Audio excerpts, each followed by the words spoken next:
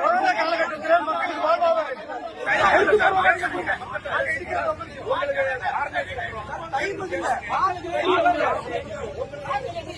நீங்க சொல்ல வேண்டாம். உங்க மேலதிகாரி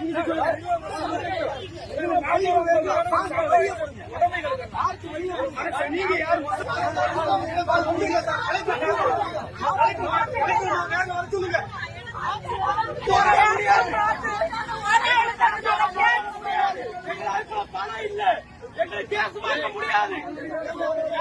வச்சிருக்கோம் மக்கள் அதெல்லாம் இடிச்சு எல்லாத்துக்கும்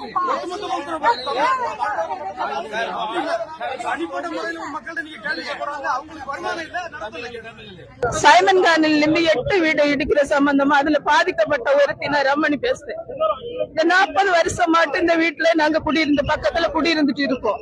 இப்போது இந்த ஹைவேகாரன் எங்களை பிரச்சனை பண்ணிட்டு இருக்கான். அவனை தூண்டி விட்டது குருசியாக பேர அலெக்ஸ் ஜெயசிங் என்பவர். அவரும் நிறைய பண வசதியோட இருக்கவர். எங்களை கேஸ்ல போட்டு நாங்க 19 வருஷமாக கேஸுக்காக நாங்க போராடிட்டு இருக்கோம். இன்னும் எங்களால கேஸுக்கு போராட முடியாது, எங்களை எதுவும் பண்ண முடியாது. இப்ப எங்களை வீடையோட இடிச்சதுக்கு வந்திருக்காங்க. எங்களுக்கு ஒரு ஆர்டரோ ஒண்ணும் நோட்டீஸோ ஒண்ணும் வரல. வராமல எங்களை இது மாதிரி வீட்டுல இது காலி பண்ண எல்லா ஜனம் வந்து நிக்காங்க. அதனால உங்களுக்கு வீடு வேணுமா, நாங்க வீடை கொடுக்குறோம். எங்களை மாற்றி இடத்தை தந்துட்டு நீங்க வீடை எடுங்க. இல்லதோ வீட்டுக்கு உள்ளாடி நாங்களும் இந்த 8 வீட்டுல 23 சின்ன பிள்ளைங்க இருக்காங்க, நோய்காரங்க வயசானவங்க இருக்காங்க. எங்களோட சேர்த்து இடிச்சுட்டு போட்டு எங்க உயிரவே அவங்க எடுக்கட்டும்.